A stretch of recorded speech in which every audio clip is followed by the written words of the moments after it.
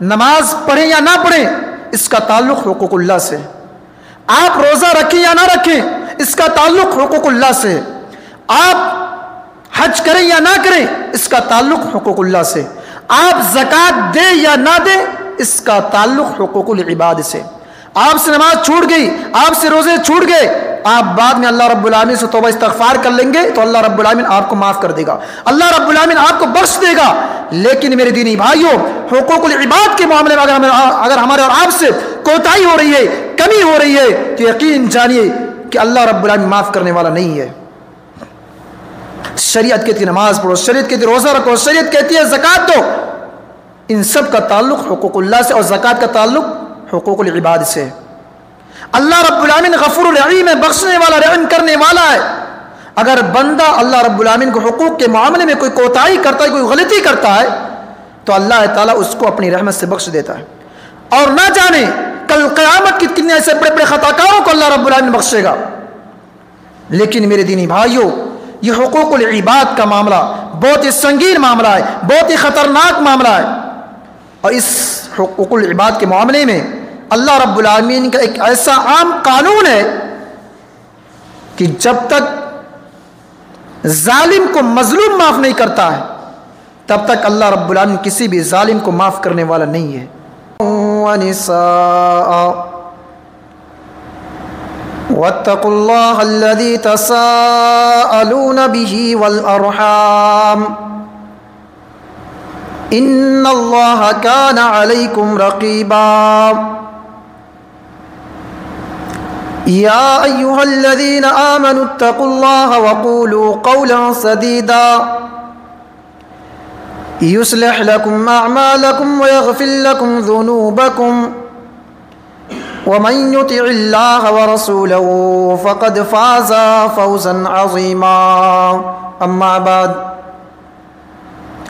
فإن خير الحديث كتاب الله وخير الهدي هدي محمد صلى الله عليه وسلم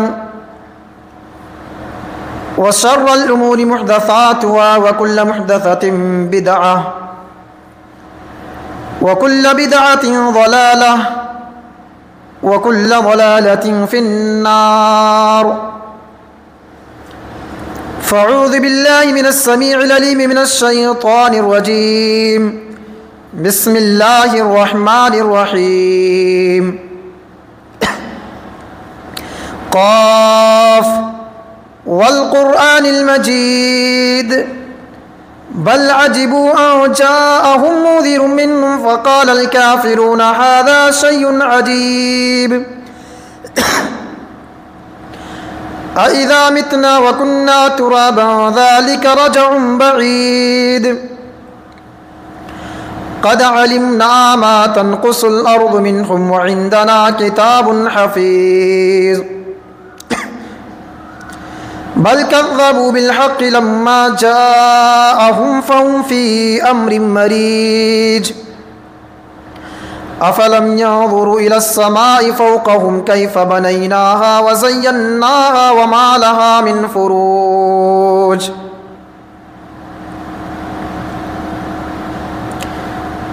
قال الله تبارك وتعالى في القرآن الكريم وفي كلام المجيد أعوذ بالله من الشيطان الرجيم بسم الله الرحمن الرحيم إنما يأمركم أن تودوا الأمانات إلى أهلها وإذا حكمتم بين الناس أن تحكموا بالعدل إن الله نعم ما يعظكم به إن الله كان سميعا بصيرا وقال النبي صلى الله عليه وسلم لو كان لابن آدم واديان من مال لابتغى ثالثا ولا يملأ جوف ابن آدم إلا التراب۔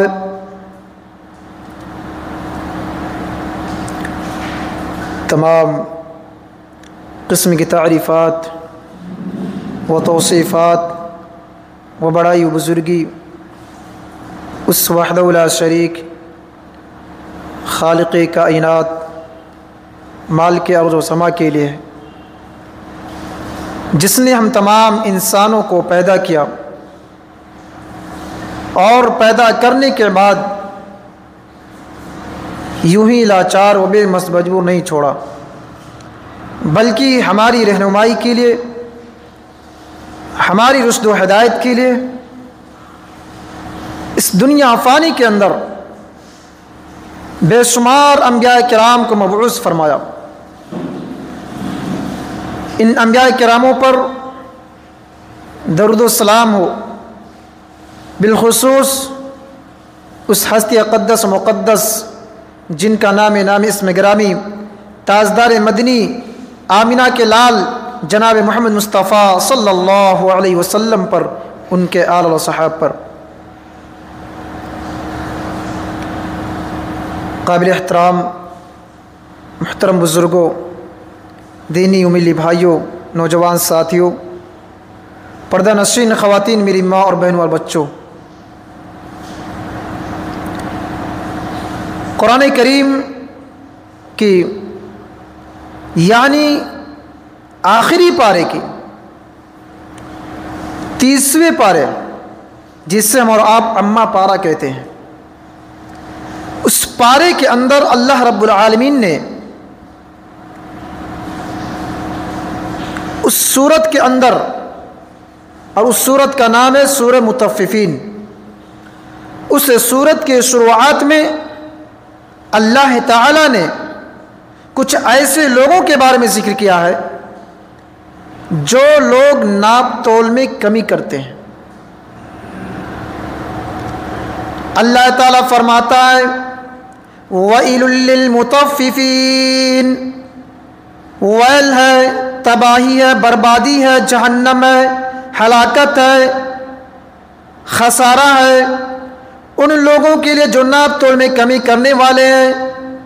اب ناپ تول میں کمی کرنے والے کون لوگ ہیں؟ اللہ تعالیٰ اس کے آگے ارشاد فرماتا ہے الذین اذا اکتالوا علی الناس یستوفون، ناپ تول میں کمی کرنے والے وہ لوگ ہیں جب وہ کوئی سامان خریدتے ہیں، جب وہ کوئی سامان لینے جاتے ہیں دکان کے پاس، دکان پر، تو وہ پورا پورا لیتے ہیں، ایک آنا بھی، ایک گرام بھی نہیں چھوڑتے ہیں۔ اس کے آگے اللہ تعالیٰ ارشاد فرماتا ہے وَإِذَا كَالُوهُمْ أَوْ وَزَنُوهُمْ يُخْسِرُونَ، لیکن جب یہی لوگ دکان لگا کر کے کوئی سامان فروخت کرتے ہیں، جب یہی لوگ دکان لگا کر کے کوئی سامان بیچتے ہیں تو ایک دوسرے کو دینے میں کم دیتے ہیں، ڈنڈی مارنا شروع کر دیتے ہیں، کم دینا شروع کر دیتے ہیں۔ میرے دینی بھائیوں، یہ لوگ جو ڈنڈی مار رہے ہیں، جو کم دے رہے ہیں، الا یظن اولئک انہم مبعوثون، کیا ان لوگوں کو یہ بات معلوم نہیں ہے، کیا یہ بات پتہ نہیں ہے کہ کل قیامت کے دن ایک دن اللہ رب العالمین کے سامنے حاضری دینی پڑے گی، ایک دن اللہ رب العالمین کے سامنے گرفت بھی ہوگی، ایک دن اللہ رب العالمین کے سامنے پکڑ بھی ہوگی، ایک دن اللہ رب العالمین کے سامنے کھڑے ہو کر کے حساب و کتاب بھی دینا ہوگا۔ کہ یہ بات معلوم نہیں ہے؟ اور وہ دن کون سا دن ہوگا؟ لیوم عظیم، وہ دن بہت ہی بڑا دن ہوگا، بہت ہی خطرناک دن ہوگا، بہت ہی بھیانک دن ہوگا، بہت ہی سخت دن ہوگا۔ یوم یقوم الناس لرب العالمین، جس دن تمام کے تمام لوگ اپنے پروردگار کے سامنے حاضر ہوں گے، جس دن تمام کے تمام لوگ اپنے پروردگار کے سامنے کھڑے ہوں گے، وہ دن بہت ہی بھیانک دن ہوگا، بہت ہی سخت دن ہوگا، بہت ہی خطرناک دن ہوگا۔ میرے دینی بھائیوں، ہم اور آپ اس آیت کریمہ میں جس چیز کی طرف، جس کمیونٹی کی طرف، جس بات کی طرف اشارہ کیا گیا ہے، ہم اور آپ اپنے گریبان میں جھانک کر دیکھیں، جھانکیں، دیکھیں، ٹٹولیں، مشاہدہ کریں، حساب و کتاب کریں، محاسبہ کریں اپنے نفس کا کہ کیا یہ چیز آج ہمارے آپ کے اندر نہیں پائی جاتی ہے؟ جہاں ہمارا فائدہ ہوتا ہے، جہاں ہمارا پروفٹ ہوتا ہے، وہاں ہمارا دماغ اتنا تیز چلتا ہے کہ بیان کے باہر ہے، لیکن جب ایک دوسرے کی حق دینے کی بات آتی ہے، جب کسی دوسرے کو دینا ہوتا ہے تو ہم پیچھے ہٹنے لگتے ہیں، ہم ڈنڈی مارنا شروع کر دیتے ہیں، کم دینا شروع کر دیتے ہیں، ہم طریقہ اپنانا شروع کر دیتے ہیں کہ ہم کون سا ایسا طریقہ اپنائیں، کون سی ایسی منطق اپنائیں، کون سی ایسی تدبیر اپنائیں کہ ہم دینے سے بچ جائیں، ہمیں دینا نہ پڑے، ہم دینے سے بچ جائیں۔ یہ ہم طریقہ اپناتے ہیں۔ نہیں میرے دینی بھائیوں، آخر انسان اس طرح کیوں کرتا ہے کہ جب اس کو ایک دوسرے کو دینے کی باری آتی ہے، جب اس کو کسی دوسرے کو دینا ہوتا ہے تو اس کا دل کیوں دینے سے سکوڑنے لگتا ہے، اس کے دل کے اندر نہ دینے کا جذبہ کیوں پیدا ہوتا ہے؟ آخر انسان اس طرح کیوں کرتا ہے؟ اس کی سب سے بڑی وجہ کیا ہے؟ اس کی سب سے بڑی وجہ مال کی محبت ہے۔ اللہ رب العالمین نے ہمارے اور آپ کے دلوں کے اندر مال کی محبت کو ڈال دیا ہے، مال کی محبت کو مزین کر دیا ہے۔ بخاری حدیث کی روایت ہے کہ اللہ کے رسول صلی اللہ علیہ وسلم ارشاد فرماتے ہیں، لو کان لابن آدم وادیان من مال لابتغى ثالثا، اگر انسان کے پاس سونے کے دو پہاڑ بھی آ جائے، اگر انسان کو سونے کے دو خزانے بھی مل جائیں، لابتغى ثالثا، تب بھی انسان کی لالچ ختم ہونے والی نہیں ہے، تب بھی انسان کی لالچ جو مٹ جانے والی نہیں ہے، تب بھی انسان کی لالچ ختم ہونے والی نہیں ہے۔ لابتغى ثالثا، اس کے باوجود بھی وہ انسان اللہ رب العالمین سے تمنا کرے گا، اللہ رب العالمین سے آرزو کرے گا، اللہ رب العالمین سے خواہش کرے گا کہ اے اللہ لابتغى ثالثا، کہ اے اللہ تو مجھے سونے کا تیسرا بھی پہاڑ دے دے، اے اللہ تو ہمارے گھروں کو جو خزانے سے بھر دے، تو ہمارے گھروں کو جو مال و دولت سے بھر دے۔ اور تمنا کرے گا، اور خواہش کرے گا، اور آرزو کرے گا۔ لیکن میرے دینی بھائیوں، یہ آرزو، یہ تمنا، یہ خواہش کب ختم ہوگی؟ دنیا کے اندر تو ختم ہونے والی نہیں ہے۔ اس کا آگے اللہ کے نبی نے فرمایا، وَلَا يَمْلَأُ جَوْفَ ابْنِ آدَمَ إِلَّا التُّرَابُ، انسان کے پیٹ کو اگر کوئی چیز بھر سکتی ہے تو وہ قبر کی مٹی بھر سکتی ہے۔ جب انسان اس دنیا سے انتقال کر جائے گا، جب انسان اس دنیا سے مر جائے گا، جب انسان اس دنیا سے رخصت ہو جائے گا اور جب اس کو قبر کے اندر سلایا جائے گا، جب اس کو قبر کے اندر دفنایا جائے گا، اس کے بعد دفنانے کے بعد، سلانے کے بعد، وہ قبر کی مٹی اس کی خواہشوں کو، اس کی آرزوؤں کو، اس کی تمناؤں کو نیست و نابود کر ڈالے گی، دفن کر ڈالے گی، برباد کر ڈالے گی، ختم کر ڈالے گی۔ وہاں جا کر کے انسان کی تمنا، انسان کی خواہش، انسان کی آرزو ختم ہو جائے گی۔ وہاں انسان یہ آرزو، یہ تمنا، یہ خواہش نہیں کر سکتا ہے کہ اے اللہ تو مجھے اور دولت دے دے، کہ اے اللہ تو میرے گھر کو مال و دولت سے بھر دے۔ وہاں انسان تمنا نہیں کر سکتا۔ میرے دینی بھائیوں، اس کے آگے اللہ رب العالمین قرآن مجید کے اندر ارشاد فرماتا ہے، انما یأمرکم ان تؤدوا الامانات الى اہلها واذا حکمتم بین الناس ان تحکموا بالعدل ان اللہ نعم ما یعظکم به ان اللہ کان سمیعا بصیرا۔ اے میرے بندو، حقداروں کو جو ان کے حقداروں کو لوٹا دو، امانتوں کو جو ان حقداروں کو لوٹا دو، اور جب کبھی ان لوگوں کے درمیان فیصلہ کرنے کی نوبت آ جائے تو تم انصاف کے تقاضوں کے مطابق فیصلہ کرو۔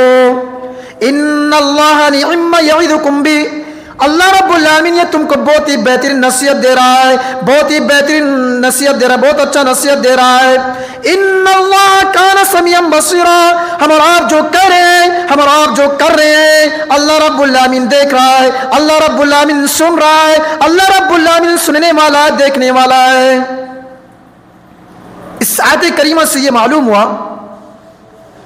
کہ اگر آپ کے پاس کسی کا حق موجود ہے، کسی کی امانت رکھی ہوئی ہے، تو کسی بھی شکل میں ہو، چاہے گیہوں کے شکل میں، چاہے روپے کے شکل میں، چاہے پیسے، چاہے چاول کے شکل میں ہو، چاہے غلے کی شکل میں ہو، کسی بھی شکل میں اگر آپ کے پاس کسی کی امانت، کسی کا حق موجود ہے، تو آپ اس کی امانت کو، اس کے حقوق کو، اس کے پیسے کو، اس کے غلے کو، اس کے چاول گیہوں کو جتنا جلد ہو سکے لوٹانے کی کوشش کریں۔ یہ آیت کریمہ اس بات کو حکم دے رہی ہے کہ تم ایک دوسرے کی امانت، ایک دوسرے کے حقوق کو اپنے پاس زیادہ ٹائم تک روک کے مت رکھو، جتنا جلد ہو سکے اس کے حقوق کو، اس کی امانت کو ادا کر دو۔ میرے دینی بھائیوں، دنیا کی زندگی میں عام طور سے ہمارے اور آپ پر حقوق کے تعلق سے جو چیزیں عائد ہوتی ہیں وہ دو چیزیں ہیں۔ پہلی چیز حقوق اللہ کا حقوق، دوسری چیز حقوق العباد، بندے کا حق جس کا تعلق بندے سے ہے۔ یہ دو حقوق ہمارے اور آپ کے اوپر عائد ہوتے ہیں۔ اگر دنیاوی اور اخروی اعتبار سے دیکھا جائے تو حقوق اللہ کے معاملے سے بڑھ کر کے سب سے زیادہ حقوق العباد ہے۔ حقوق العباد بہت ہی خطرناک ہے، بہت ہی سخت ہے، بہت ہی بھیانک ہے۔ میرے دینی بھائیوں، آپ نماز پڑھیں یا نہ پڑھیں اس کا تعلق حقوق اللہ سے، آپ روزہ رکھیں یا نہ رکھیں اس کا تعلق حقوق اللہ سے، آپ حج کریں یا نہ کریں اس کا تعلق حقوق اللہ سے، آپ زکوٰۃ دیں یا نہ دیں اس کا تعلق حقوق العباد سے۔ آپ سے نماز چھوٹ گئی، آپ سے روزے چھوٹ گئے، آپ بعد میں اللہ رب العالمین سے توبہ استغفار کر لیں گے تو اللہ رب العالمین آپ کو معاف کر دے گا، اللہ رب العالمین آپ کو بخش دے گا۔ لیکن میرے دینی بھائیوں، حقوق العباد کے معاملے میں اگر ہمارے اور آپ سے کوتاہی ہو رہی ہے، کمی ہو رہی ہے تو یقین جانیے کہ اللہ رب العالمین معاف کرنے والا نہیں ہے۔ شریعت کہتی ہے نماز پڑھو، شریعت کہتی ہے روزہ رکھو، شریعت کہتی ہے زکوٰۃ دو، ان سب کا تعلق حقوق اللہ سے، اور زکوٰۃ کا تعلق حقوق العباد سے۔ اللہ رب العالمین غفور الرحیم ہے، بخشنے والا، رحم کرنے والا ہے۔ اگر بندہ اللہ رب العالمین کو حقوق کے معاملے میں کوئی کوتاہی کرتا ہے، کوئی غلطی کرتا ہے تو اللہ تعالیٰ اس کو اپنی رحمت سے بخش دیتا ہے، اور نہ جانے کل قیامت کی کتنے ایسے بڑے بڑے خطا کاروں کو اللہ رب العالمین بخشے گا۔ لیکن میرے دینی بھائیوں، یہ حقوق العباد کا معاملہ بہت ہی سنگین معاملہ ہے، بہت ہی خطرناک معاملہ ہے، اور اس حقوق العباد کے معاملے میں اللہ رب العالمین کا ایک ایسا عام قانون ہے کہ جب تک ظالم کو مظلوم معاف نہیں کرتا ہے تب تک اللہ رب العالمین کسی بھی ظالم کو معاف کرنے والا نہیں ہے۔ میدان حشر میں ظالم شخص اللہ رب العالمین کی رحمت کی امید لگائے ہوئے کھڑا رہے گا، اس امید میں کھڑا رہے گا کہ اللہ رب العالمین ابھی مجھے بخش دے گا، اللہ رب العالمین مجھے معاف کر دے گا، اللہ رب العالمین میری غلطیوں کو معاف کر دے گا۔ لیکن اللہ تعالیٰ اس کو بخشے گا نہیں، اس کی غلطیوں کو معاف نہیں کرے گا۔ اللہ تعالیٰ کہے گا کہ اے ظالم، تو نے دنیا کے اندر جس کا تو نے مال ہڑپا تھا، جا آج تو اس سے معافی مانگ لے۔ تو نے دنیا کے اندر جس کے مال کو ناجائز طریقے سے کھایا پیا تھا، اڑایا تھا، جا آج تو اس سے معافی مانگ لے۔ تو نے دنیا کے اندر جس کی تو نے غیبت کی تھی، جس کی چغل خوری کی تھی، جس کے جان پر حملہ کیا تھا، جس کی عزت و آبرو پر حملہ کیا تھا، جس کی زمین و جائیداد کو لوٹا تھا، جا آج تو اس سے معافی مانگ لے۔ اگر وہ شخص تم کو معاف کر دے رہا ہے، اگر وہ شخص تم کو بخش دے رہا ہے، پھر آج میں تم کو بخش دوں گا، پھر آج میں تم کو معاف کر دوں گا، آج میں تمہیں مہلت دے رہا ہوں۔ میرے دینی بھائیوں، اخروی انجام کے اعتبار سے حقوق العباد کا معاملہ بہت ہی سنگین معاملہ ہے، بہت ہی خطرناک معاملہ ہے۔ اگر بنیادی طور پر انسان کے حقوق کو دیکھا جائے، حقوق کے تعلق سے دیکھا جائے،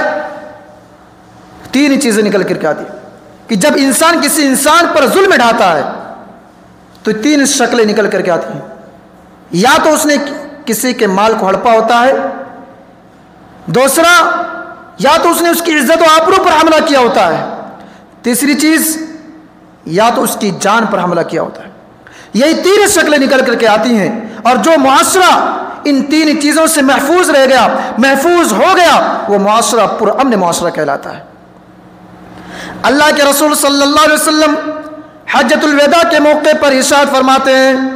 الا ان دماءکم واموالکم واعراضکم حرام علیکم كحرمة يومكم هذا وفي شهركم هذا وفي بلدكم هذا۔ اے میری امت کے لوگوں، یہ تمہاری جانیں ویسی محترم ہے، یہ تمہاری مالیں ویسی محترم ہے، یہ تمہاری عزت و آبرو ویسی محترم ہے، جس طرح یہ مہینہ محترم ہے، جس طرح یہ ایام محترم ہے، جس طرح یہ دن محترم ہے، ویسی تمہاری مالیں، تمہاری جانیں، تمہاری عزت و آبرو ویسی محترم ہے۔ اور آگے بڑھی میری دینی بھائیوں، حق تلفی جانتے ہیں کسے کہتے ہیں؟ حق تلفی کسے کہتے ہیں؟ کسی نے کسی کو بے جا قتل کر دیا، یہ بہت بڑی حق تلفی ہو گئی۔ کسی نے کسی سے قرض لیا اور اس قرض کو ادا کرنے کے لیے جس سے قرض لیا تھا اس سے لڑائی کر رہا ہے، اس کو گالی دے رہا ہے، اس کو مار رہا ہے اور نہ دینے کا اقرار کر رہا ہے کہ میں تمہارے قرض کو، تمہارے پیسے کو نہیں لوٹاؤں گا، یہ بہت بڑی حق تلفی ہوگی میرے دینی بھائیوں۔ کوئی کسی کی تحقیر کر رہا ہے، کوئی کسی کی غیبت کر رہا ہے، کوئی کسی کی چغل خوری کر رہا ہے، کوئی کسی کی تذلیل کر رہا ہے، کوئی کسی کو مار رہا ہے، پیٹ رہا ہے، گالی گلوچ دے رہا ہے، کوئی کسی کی جان پر حملہ کر رہا ہے، یہ بہت بڑی حق تلفی ہوگی میرے دینی بھائیوں۔ کوئی کسی پر ناک غصہ کر رہا ہے، یہ بہت بڑی حق تلفی ہوگی۔ آپ اس دنیا کے اندر جس انسان پر چاہے ظلم ڈھائیں، جس انسان کو چاہے ماریں پیٹیں گالی گلوچ دیں، جس انسان کے مال کو چاہے ہڑپیں، جس انسان کے مال کو چاہے ناجائز طریقے سے کھائیں پیئیں اڑائیں، کچھ بھی کرنا چاہے کریں، لیکن میرے دینی بھائیوں یقین جانیے کہ کل قیامت کے دن اس کا بہت ہی بھاری بدلہ چکانا پڑے گا۔ اللہ کے نبی نے فرمایا یغفر هذا لشيء كل ذنب الا الدين، جب انسان اللہ رب العالمین کے راستے میں قتل کیا جاتا ہے، جب انسان اللہ رب العالمین کے راستے میں شہادت پاتا ہے تو اللہ رب العالمین اس کے تمام گناہوں کو بخش دیتا ہے، اس کے تمام گناہوں کو معاف کر دیتا ہے، الا الدین، سوائے قرض کے۔ اللہ رب العالمین قرض کو کبھی بھی معاف نہیں کرنے والا ہے، اس کے قرض کو معاف نہیں کرتا ہے۔ ذرا غور کریں کہ جو شخص شہادت پا کر کے، جو شخص اللہ کے راستے میں انتقال ہو کر کے اپنے قرض کو معاف نہ کرا سکا تو کون ہے وہ شخص جو کل قیامت کے دن اللہ رب العالمین کی عدالت میں حقوق العباد کے معاملے کو لے کر کے معاف کرا سکتا؟ کون ہے وہ شخص؟ میرے دینی بھائیوں، یہ حقوق العباد کا معاملہ بہت ہی سنگین معاملہ، بہت ہی خطرناک معاملہ۔ اگر آپ ان حقوق کا تعلق جو بندوں سے، ماں کے حق میں جو کرنا چاہیے تو وہ نہیں کیا، باپ کے حق میں جو کرنا چاہیے تو وہ نہیں کیا، اس کے ساتھ جو حسن سلوک کرنا چاہیے تو وہ نہیں کیا، پڑوسیوں کے ساتھ جو حسن سلوک کرنا چاہیے تو وہ نہیں کیا، اور اپنے بہنوں کے ساتھ جو کرنا چاہیے تو نہیں کیا، بہنوں کے حق کے مارا، اپنے بیٹوں کے حق کے مارا، اپنے اولاد کے حق کو مارا، کسی ایک بیٹے کو زیادہ دے دیا، کسی ایک بیٹے کو کم دے دیا، اپنی بیٹیوں کے حق کو ہڑپ لیا۔ میرے دینی بھائیوں، آپ ہر سال حج کرتے رہیں تب بھی معاف ہونے والا نہیں ہے۔ آپ ایڑی رگڑتے رگڑتے مر جائیں، سجدہ کرتے کرتے مر جائیں، توبہ کرتے کرتے مر جائیں، تب بھی یہ حقوق العباد کا معاملہ ایسا معاملہ ہے، ایسا سنگین معاملہ ہے، ایسا خطرناک معاملہ ہے کہ کبھی بھی معاف ہونے والا نہیں ہے۔ اس دنیا کے اندر ہر گناہ توبہ کرنے سے معاف ہو جائے گا، گناہ صغیرہ توبہ کرنے سے معاف ہو جاتا ہے، یہاں تک کہ گناہوں میں سے سب سے بڑا گناہ شرک ہے۔ شرک سب سے بڑا گناہ ہے گناہوں میں سے، یہ شرک بھی توبہ کرنے سے معاف ہو جائے گا، لیکن یہ حقوق العباد کا معاملہ، ایسا معاملہ کہ توبہ کیے وہ معاف ہونے والا نہیں ہے۔ آپ توبہ کریں، توبہ استغفار کریں، بخشش طلب کریں، تب بھی معاف ہونے والا نہیں ہے، لیکن ایک شرط کے ساتھ، اگر آپ کا گناہ بندوں کے حقوق کے تعلق سے ہے، اگر آپ نے کسی کے مال کو ہڑپا ہے، اگر آپ نے کسی کے مال کو ناجائز طریقے سے کھایا ہے، اگر آپ نے کسی پر ظلم کیا ہے، کسی کو تکلیف پہنچایا ہے، کسی کو مارا پیٹا گالی گلوچ دیا ہے، تو صرف ایک شرط پر معاف ہو سکتا ہے، یا تو آپ اس کے مال کو لوٹا دیں یا تو آپ اس سے معافی مانگ لیں۔ یہی دو شرطیں ہیں، انہی دو شرطوں کی بنا پر آپ کے گناہ معاف ہو جائیں گے۔ اگر وہ سامنے والا مظلوم شخص معاف نہیں کرتا ہے تو یقین جانے کہ اللہ رب العالمین بھی معاف کرنے والا نہیں ہے۔ ہم نے اپنے آپ کو کیا سمجھ رکھا ہے؟ یہ جو 5 وقت نماز کی پابندی ہے، یہ جو ماتھوں پہ سجدوں کے نشانات ہیں، یہ جو حج ہے، یہ جو زکوٰۃ ہے، یہ جو روزہ ہے، یہ جو صدقہ و خیرات ہے، کیا یہ کافی ہے؟ نہیں میرے دینی بھائیوں، یہ صرف اتنا ہی کافی نہیں ہے۔ کل قیامت کے دن اللہ رب العالمین کی عدالت میں انصاف ہونے والا ہے، بے انصافی نہیں ہوگی، رائے کے دانے کے برابر بھی انصاف ہونے والا ہے۔ اللہ کے نبی نے فرمایا لَتُؤَدَّنَّ الْحُقُوقَ إِلَىٰ أَهْلِهَا يَوْمَ الْقِيَامَةِ، اے میری امت کے لوگوں، حقداروں کو جو ان کے حق کو لوٹا دو۔ اگر تم حقداروں کو ان کے حق کو نہیں لوٹاؤ گے، نہیں دو گے دنیا کے اندر، تو جان لو کہ کل قیامت کے دن اس کو لوٹانا پڑے گا۔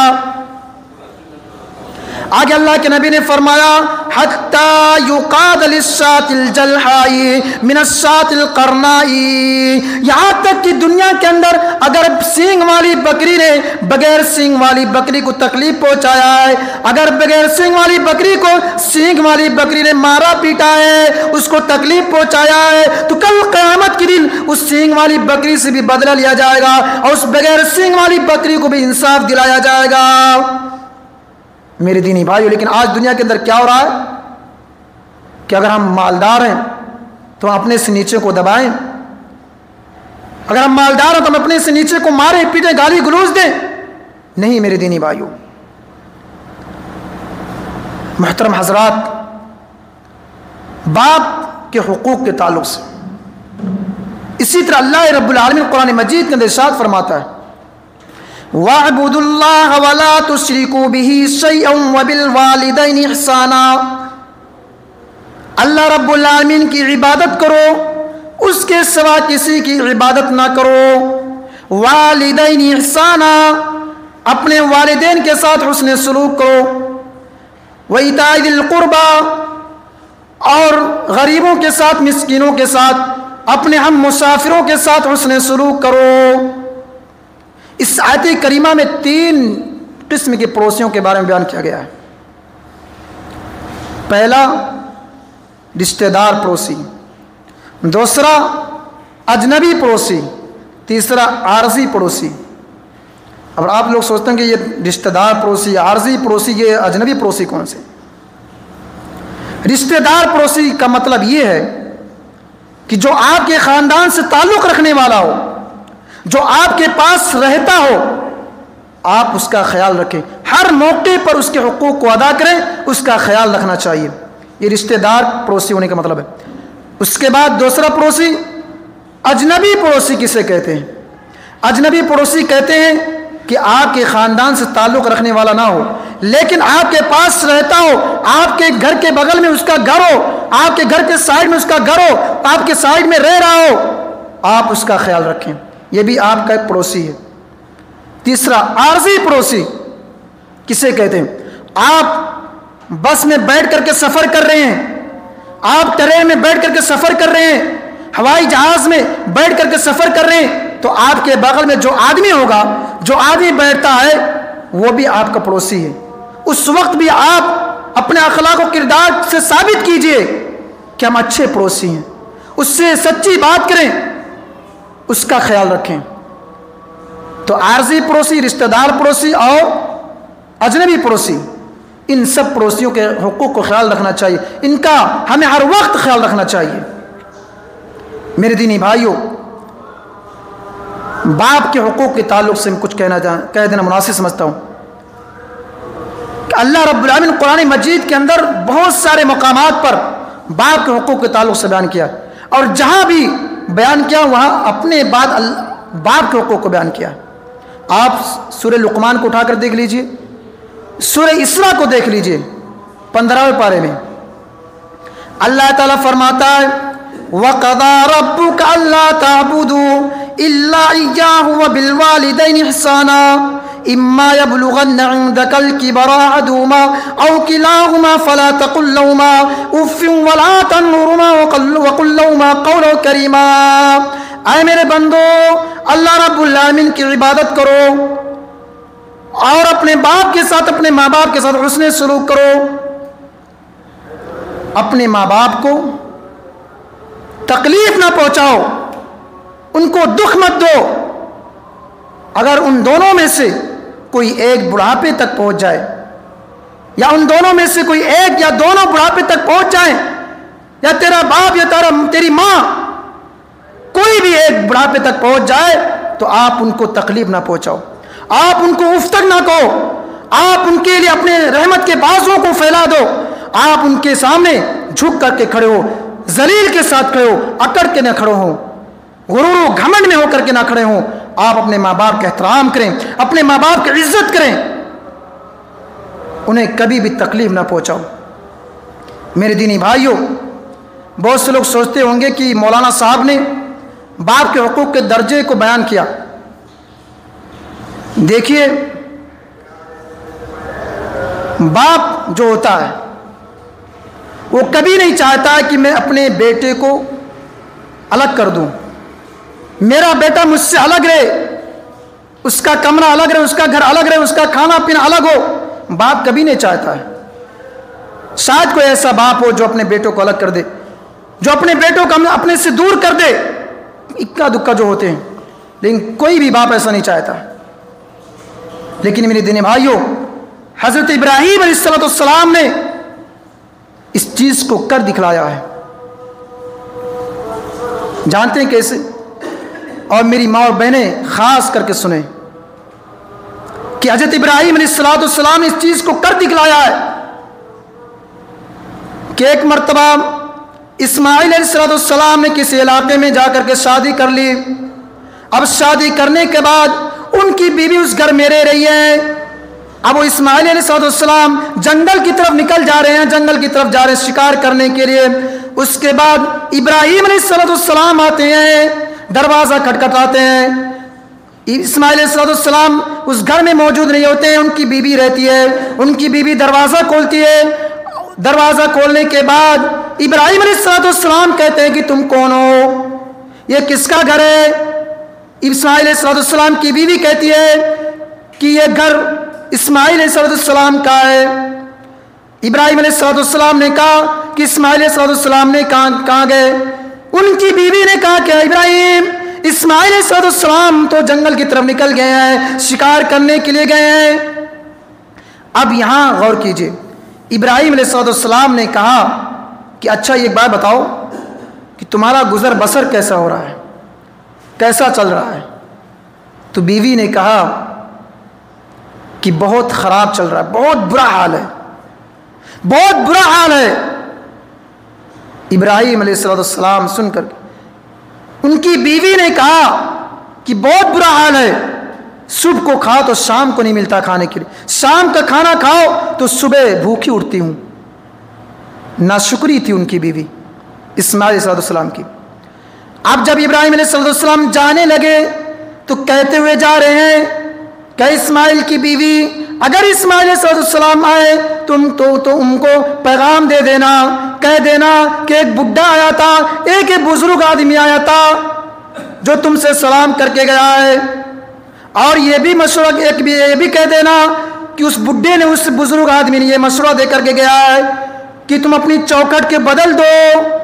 چوکھٹ بدلنے کا مطلب کیا ہے؟ اب اسماعیل علیہ السلام واپس آتے ہیں، جنگل سے گھر پر پہنچتے ہیں تو اسماعیل کی بیوی کہتی ہے کہ اسماعیل، ایک بڈھا آیا تھا، ایک بزرگ آدمی آیا تھا جس نے آپ کو سلام کہہ کر گیا ہے، اور ایک بات یہ بھی کہہ کے گیا ہے۔ اسماعیل نے کہا کہ ہاں، اور کیا اور کیا؟ تو اس کی بیوی نے کہا کہ اسماعیل، ایک بات اور کہہ کے گیا، ایک مشورہ اور دیا ہے۔ تو اسماعیل نے کہا کون سا مشورہ ہے؟ تو اس کی بیوی نے کہا کہ اس بزرگ آدمی، اس بڈھے نے یہ کہا ہے کہ اسماعیل سے کہہ دینا کہ اپنی چوکھٹ کو بدل لے، گھر کی چوکھٹ کو بدل لے۔ تو اسماعیل علیہ السلام نے کہا کہ اے میری بیوی، تم نے کون سی ایسی بات میرے اس بزرگ آدمی سے کہہ ڈالی؟ اے میری بیوی، وہ جو بزرگ آدمی تھا، وہ جو بڈھا آدمی تھا، وہ میرا باپ تھا، جس نے مجھ سے سلام کہہ کر گیا وہ میرا باپ تھا، اور میرے باپ نے مجھ سے یہ مشورہ دیا ہے، مجھے یہ مشورہ دیا ہے، مجھے یہ حکم دیا ہے کہ تم اپنی بیوی کو طلاق دے دو۔ چوکھٹ بدل لینے کا مطلب یہی ہے کہ تم اپنی بیوی کو طلاق دے دو۔ میرے باپ نے کہا کہ تمہاری بیوی کو یہ کہنا چاہیے تھا کہ جو جیسا بھی گزر بسر ہو رہا ہے اللہ رب العالمین کا شکر ہے، الحمدللہ، تمام تعریف اللہ رب العالمین کی، اللہ رب العالمین کا شکر ہے، جو کچھ بھی ہم کھا رہے ہیں پی رہے ہیں اللہ رب العالمین کا شکر ہے، یہ کہنا چاہیے تھا، لیکن تمہاری بیوی نے ناشکری کی، اللہ رب العالمین کی ناشکری کی ہے، تم اس کو طلاق دے دو۔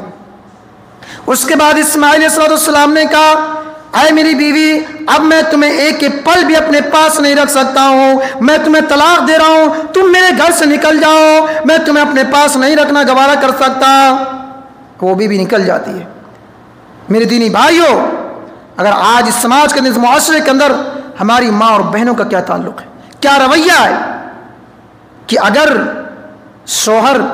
کی تنخواہ، جو مہینے کی جو تنخواہ ہوتی ہے، اگر وہ مکمل ہو جائے تو بیوی کہتی ہے کہ آپ کی تنخواہ تو مل گئی، مہینہ پورا ہو گیا، لیکن یہ کریم، پاؤڈر، فیئر و لولی ختم ہو گیا، اس کو نہیں لاتے ہو۔ تانا دینے لگتی ہیں کہ میں نے جب سے تم سے شادی بیاہ کی ہے، جب سے میں نے تمہارے گھر میں آئی ہے، سکون کی روٹی نہیں کھائی، چین کی زندگی نہیں گزار سکتی، یہ تانا دینے لگتی ہیں۔ اور اس ہمارے صلی اللہ علیہ وسلم کو دیکھیے کہ باپ کے حکم دیتے ہوئے، باپ کے حکم کو مانتے ہوئے اپنی بیوی کو طلاق دے دیتے ہیں۔ میرے دینی بھائیوں، ہم اور آپ اپنے باپ کی قدر کریں، اپنی باپ کی عزت کریں، ان کا احترام کریں، ان کو اف تک نہ کہیں۔ آخری حدیث میں پڑھ کر کے اپنی بات کو ختم کرتا ہوں، صرف ایک حدیث، بہت ہی مشہور حدیث ہے، اور ہم اور آپ 12 ممبروں سے سنتے بھی ہیں۔ ایک مرتبہ صحابہ کرام بیٹھے ہوئے تھے اور اللہ کے نبی نے سوال کیا، کہا کہ اے صحابہ کرام، اے میرے پیارے صحابہ، من مفلس، کیا تمہیں معلوم ہے کہ مفلس کون ہے؟ میری امت میں مفلس کون ہے؟ میری امت میں کلاس کون ہے؟ میری امت میں میری امت میں غریب کون ہے؟ میری امت میں فقیر کون ہے؟ صحابہ کرام نے کہا، اللہ کے نبی، یہ بہت ہی سمپل سا سوال ہے، بہت ہی آسان سا سوال ہے۔ غریب آدمی وہ جس کے پاس روپے پیسہ نہ ہو، فقیر آدمی وہ ہے جس کے پاس دینار و درہم نہ ہو، فقیر آدمی وہی ہے۔ اللہ کے نبی نے فرمایا، اے میرے پیارے صحابہ، نہیں، فقیر آدمی وہ نہیں ہے، غریب آدمی وہ نہیں ہے جس کے پاس روپے پیسہ نہ ہو، جس کے پاس دینار و درہم نہ ہو، وہ فقیر آدمی، وہ غریب آدمی نہیں ہے۔ اے میرے پیارے صحابہ، غریب آدمی، مفلس آدمی، فقیر آدمی وہ لوگ ہیں، کلاس آدمی وہ لوگ ہیں، کنجوس آدمی وہ لوگ ہیں کہ کل قیامت کے دن اللہ رب العالمین کے سامنے زکوٰۃ لے کر کے آئے گا، نماز لے کر کے آئے گا، حج لے کر کے آئے گا، روزہ لے کر کے آئے گا، لیکن اس نے دنیا کے اندر وَيَعْتِي قَدْ شَتَمَ هَذَا، اس نے دنیا کے اندر کسی کو گالی دی ہوگی، وَأَكْلَ مَالَ هَذَا، اس نے دنیا کے اندر کسی کے مال کو ناجائز طریقے سے کھایا پیا ہوگا، اس نے دنیا کے اندر وَقَذَفَ هَذَا، اس نے دنیا کے اندر کسی کے اوپر بہتان باندھا ہوگا، وہ میری امت میں مفلس ہے، وہ میری امت میں کلاس ہے، غریب ہے، فقیر ہے۔ بیچارہ دنیا کے اندر نماز پڑھتا تھا، 5 وقت کی نماز کی پابند تھا، روزے کا اہتمام کرتا تھا، حج کرتا تھا، زکوٰۃ دیتا تھا، لیکن اس نے دنیا کے اندر کسی کو گالی دے دی، کسی کو مار دیا، کسی کو پیٹ دیا، کسی کے مال کو ناجائز طریقے سے کھا لیا۔ میرے دینی بھائیوں، افسوس کی بات ہے، ہم اور آپ اپنے گریبان میں جھانک کر دیکھیں، اور آخر میں جانتے ہیں اس کا انجام کیا ہوگا؟ کہ اس کی تمام کی تمام نیکیوں کو ان تمام لوگوں کے نام اعمال میں ڈال دیا جائے گا۔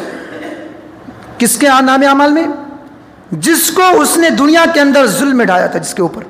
جس کے مال کو ناجائز طریقے سے کھایا تھا، جس کے زمین و جائیداد کو ہڑپا تھا، جس کی چغل خوری کی تھی، جس کی غیبت کی تھی، اس کے اوپر اس کے تمام کی تمام نیکیوں کو ڈال دے گا، اور اس مظلوم شخص کی گناہوں کو، غلطیوں کو اس ظالم شخص کے اوپر لاد دے گا، اور اسی طریقے سے وہ ظالم شخص کو اللہ رب العالمین جہنم میں ڈال دے گا، اور اس مظلوم کو اللہ رب العالمین جنت میں ڈال دے گا۔ تو میرے دینی بھائیو، ہم اور آپ حقوق کے تعلق سے کو دھیان رکھتے ہوئے اپنی زندگی گزاریں۔ ہم ہمیشہ اپنے آپ کا محاسبہ کریں، ٹٹولیں، جائزہ لیں کہ ہم نماز پڑھ رہے ہیں، ہم زکوٰۃ کی ادائیگی کر رہے ہیں، ہم روزہ رکھ رہے ہیں، ہر چیز ٹھیک ہے، لیکن کہیں ایسا نہ ہو کہ ہم سے حقوق کے معاملے میں کوتاہی ہو رہی ہو، حقوق کے معاملے میں غلطی ہو رہی ہے۔ ہم یہ سب دھیان رکھ کر کے اپنی زندگی کو گزاریں، تو اس سے بڑا مفلس، اس سے بڑا غریب، اس سے بڑا فقیر کون ہو سکتا ہے؟